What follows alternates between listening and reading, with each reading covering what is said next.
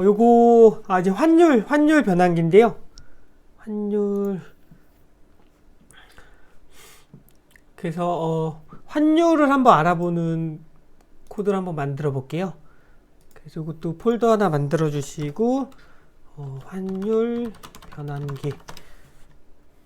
그리고 요거 그 막 외계어로 써 있는 파일이 하나 만들어지는데요. 요거는 이제 압축 파일, 아까 그 암호 풀 때 꼭 이렇게 하나씩 생기더라고요. 요거 그냥 지워주시면 됩니다. 꼭 이렇게 지워주셔도 되고요. 그래서 환율 변환기에 메인 7-1로 해가지고요. 여기도 이제 라이브러리를 사용을 할 건데요. 커런시 컨버터라고 하는 거 설치를 해볼게요. 그래서 pip install 커런시 컨버터.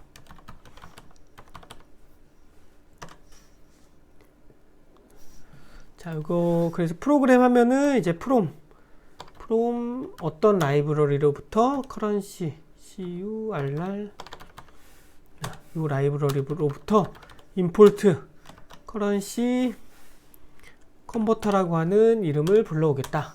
이것도 라이브러리 방금 전에 설치해 가지고 이렇게 그 설치가 없다고 나오는 것처럼 보이는데요.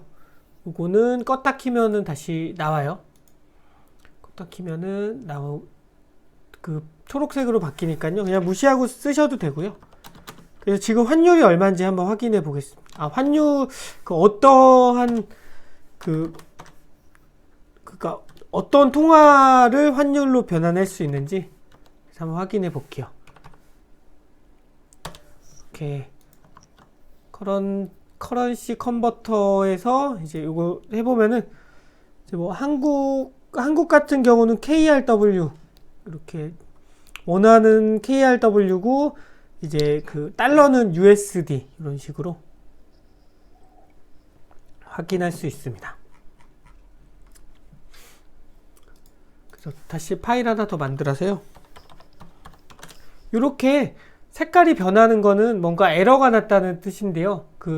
이 라이브러리 처음에 불러와 가지고 아마 얘가 아직 모를 때 이렇게 에러가 날 수가 있거든요. 지금 그 색인이 완료되면 이런 식으로 색깔이 변합니다. 지금 네.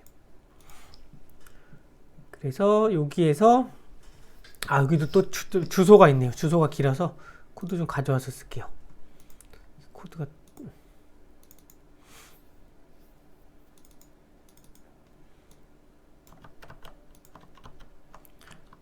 이 코드는 처음 실행하면 시간이 조금 걸려요. 시간이 조금 걸리는데, 네. 그러면 이 코드는 뭐냐? 여기 이제 zip 파일이라고 하는 이 파일을 우선 압축을 받아서 이 최신의 이제 환율이 적용된 걸 받아서 여기 1달러당 이제 원화 비율로 해서 출력을 하겠다. 컨버터라고 하는 게 이제 컨버트 하겠다라고 하는 거거든요. 지금 1214원인데요.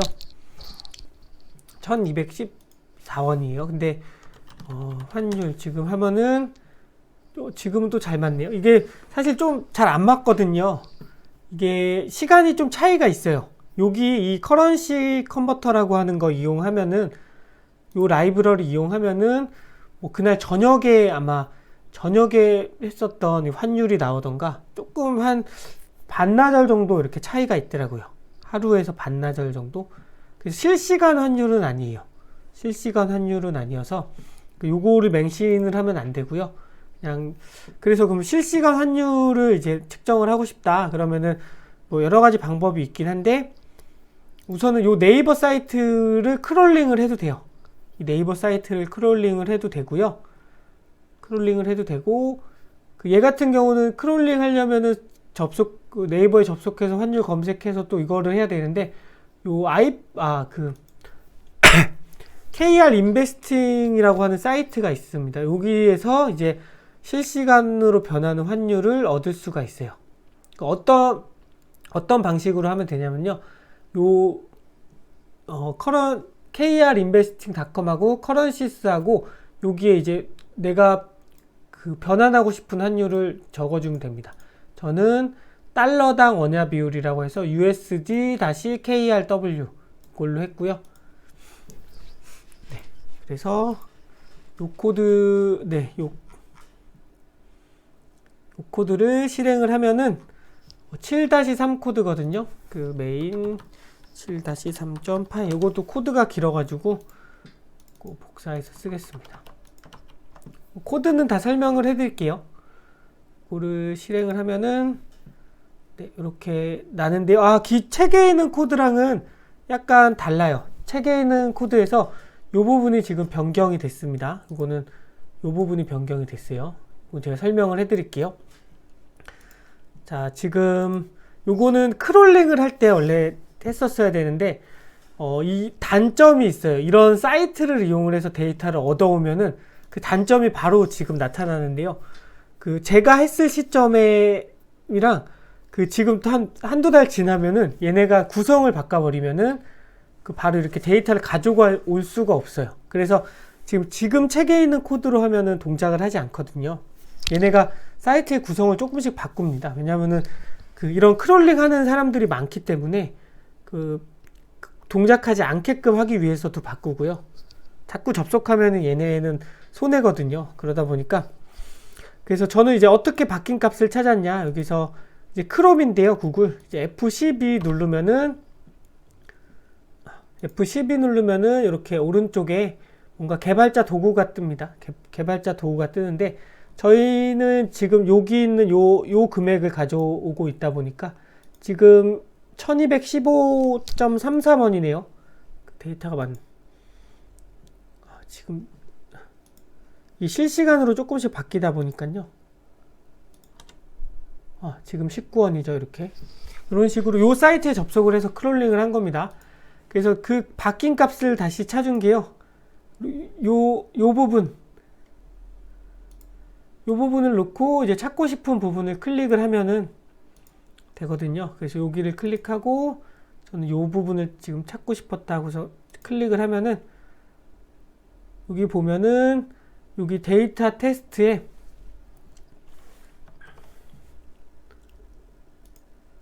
자, 이런 식으로 여기 아이고 어디 갔지?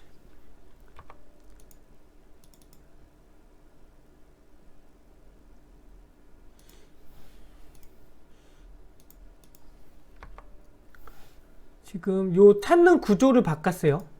여기서 요걸 찾았는데 아까 보면은 데이터 테스트에 뭐 인스트루먼트 프라이스 라스트라고 하고선 요 찾는 방식을 바꿨습니다. 지금 보면은 컨텐츠를 이런 식으로 이런 형식을 바꾼 거예요.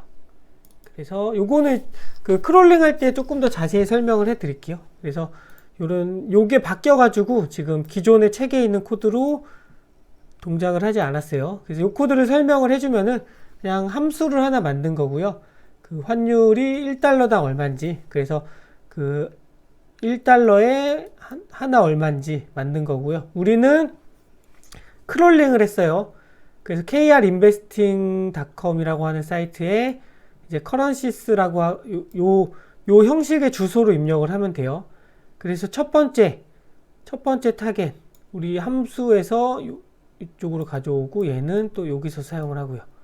점 포매팅 방식으로 USD 그러니까 달러 대 원화 비율로 우리는 그 접속을 하겠다라고 해서 접속을 한 거고요.